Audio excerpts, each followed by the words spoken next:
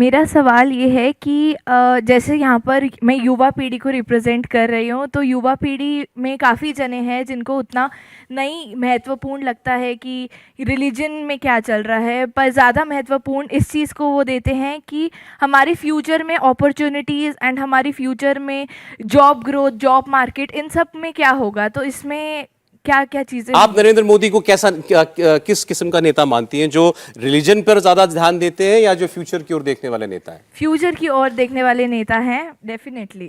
देखिए, अपने देश की जो राजनीति है ना, चुनावी पॉलिटिक्स की बात करते हैं, क्योंकि मैं सिर्फ चुनावी बिजनेस से जुड़ा हुआ तो इसी की बात करते हैं। अपने देश की जो चुनावी पॉलिटिक्स होते हैं उसमें भी एक सेक्शन है लगभग 15 से 20% का, वो फ्लोटिंग वोट करते हैं।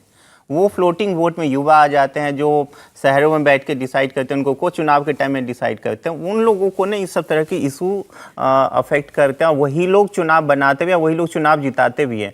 उसमें चुनाव के आसपास जो दिखते हैं कि कौन सा ऐसा नेता है जो जॉब की बात कर रहा है, कौन पॉजिटिव कैंपेन कर रहा है, कौन किस तरह की पॉलिसी लेके आ रहा है, वही चुनाव जीतता है। आप पिछले 15-20 साल का इतिहास उठा के देख लिए, कोई भी नेता नेगेटिव पॉलिटिक्स क्या, नेगेटिव कैंपेन क्या, तो कोई भी चुनाव नहीं। इनका सवाल है, आपने कभी किसी सर्वे में इस सवाल का जवाब ढूंढने की कोशिश की कि आज देश के नौजवान के लिए उसका धर्म या धर्म इन जनरल क्या कोई विषय है, कोई मुद्दा है?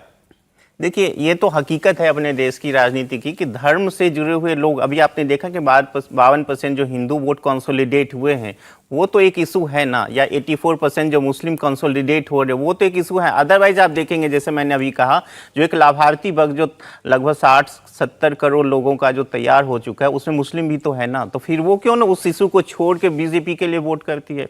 तो धर्म एक इंपॉर्टेंट फैक्टर है, वो मेरे ख्याल से खूबसूरती भी है, चाहे बदकिस्मती। एक सवाल और ले लेंगे, फिर मुझे अगला आंकड़ा दिखाना पड़ेगा। पूछिए। नमस्ते सर, मेरा नाम सयम है। मेरा क्वेश्चन वुमेन रिजर्वेशन बिल से रिलेटेड है। सर, ये जो बिल पास हुआ है, आगे जाके इस पे एक्ट होगा, तो सर इससे क्या साउथ और नॉर्थ डिवाइड हो सकते हैं? क्या ऐसा कुछ हो सकता है? मैं इस पर बात करता हूँ। एक तो ये कि इस बिल से कोई बहुत बड़ा फर्क नहीं पड़ने वाला, जो लोग समझ रहे हैं। उसकी एक बड़ी वजह है डिलिमिटेशन, कि डिलिमिटेशन होगा तो साउथ में जो है फर्क पड़ेगा। वो ज़रूर बात है, क्योंकि डिलिमिटेशन आबादी के हिसाब से होता है कि आबादी कितनी है उस पर सीटें बढ़ेंगी। तो साउथ में, जो भारत का जो दक्षिणी हिस्सा है, वहाँ पर आबादी उस रफ्तार से नहीं बढ़ रही जो उत्तर भारत में बढ़ रही है। तो उत्तर भारत की आबादी बढ़ने का फ़ायदा उनको सीटों में बदलता हुआ दिखेगा। और इसी वजह से 2002 में भी वाजपेयी सरकार ने ये जो लॉक किया था कि 2026 तक डिलिमिटेशन नहीं हो, वो उसकी वजह यही थी कि वो एक बड़ा विरोध बढ़ रहा था। लेकिन बहुत बड़ा फर्क नहीं पड़ने वाला, क्योंकि 850 सीटें हो जाएंगी, 543 से 850 के करीबन हो जाएगी।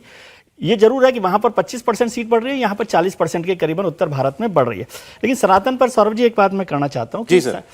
और जो उन्होंने मैडम ने बात की कि अपने युवाओं के धर्म को लेकर, सनातन पर बात यह है कि कोई भी धर्म हो, मैं समझता हूँ कि उस पर किसी तरह की अपमानजनक टिप्पणी नहीं करनी चाहिए। चाहे वो सनातन को लेकर बात हो रही हो, चाहे वो माइनॉरिटी को लेकर बात हो रही हो, मुसलमानों को लेकर बात हो रही हो, इसमें एक ब्लैंकेट वो होना चाहिए बैन कि इस तरह की बात नहीं हो और उसे हेट स्पीच के तौर पर देखा जाए। लेकिन क्या हो रहा है कि राहुल गांधी जी मंदिर जाते हैं, जनेऊ पहनते हैं, ये सब कर रहे हैं, और उनका नुकसान क्या हो रहा है? उनकी पार्टी को हो रहा है कि कमलनाथ जी छत्तीसगढ़, वहाँ पर मध्य प्रदेश में बजरंगबली का वो बना रहे हैं, मंदिर बना रहे हैं, धाम बना रहे हैं। उनके दबाव में आके इंडिया गठबंधन की जो रैली है भोपाल में कैंसिल करनी पड़ती है उनको, क्योंकि वो समझते हैं कि सनातन को गाली देने वाले लोग यहाँ मंच पर आएंगे तो उनका नुकसान होगा। पॉलिटिकल नुकसान, फायदा तो अलग बात है, लेकिन इस तरह का बात से बचना चाहिए। और इसके लिए जो लीडरशिप है उसे सख्त तरीके का रवैया अपनाना चाहिए। बिल्कुल ठीक। वो कांग्रेस ने भी नहीं अपनाया, और रमेश विधूड़ी को लेकर भी हमने देखा कि भारतीय जनता पार्टी ने उस तरह से नहीं किया। लेकिन ये नहीं है कि केवल धर्म से चुनाव जीते जा रहे हैं। यदि ऐसा होता तो 2014 से 282 से 303 सीटों पर नरेंद्र मोदी नहीं आते, क्योंकि वो वोट एस्पिरेशन का वोट है, डेवलपमेंट का वोट है, उसमें बड़ा हिस्सा वो भी है। नहीं, जैसा इन्होंने इनकी नजर में नरेंद्र मोदी क्या है उन्होंने बताया, फ्यूचर की तरफ देखने वाला नेता मानती है नौजवान के तौर पर। लेकिन नरेंद्र मोदी हैं जो फिर आपके लिए काशी कॉरिडोर पर भी काम कर रहे हैं, राम मंदिर भी बनवा रहे हैं, वो उज्जैन में भी काम, लेकिन केवल उससे काम नहीं चल रहा।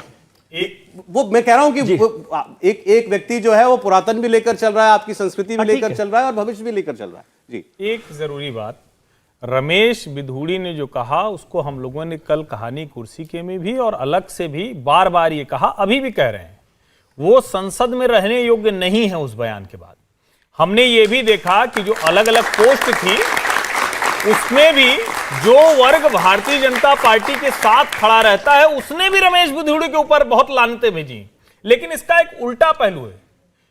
हर्षवर्धन को तो सफाई देनी पड़ी, जो मंत्री पूर्व मंत्री रहे, लेकिन जब उदयनिधि स्टालिन बोलते हैं तो पूरा विपक्षी खेमा उसको बचाने के लिए अलग अलग तरह के तर्क गढ़ता है।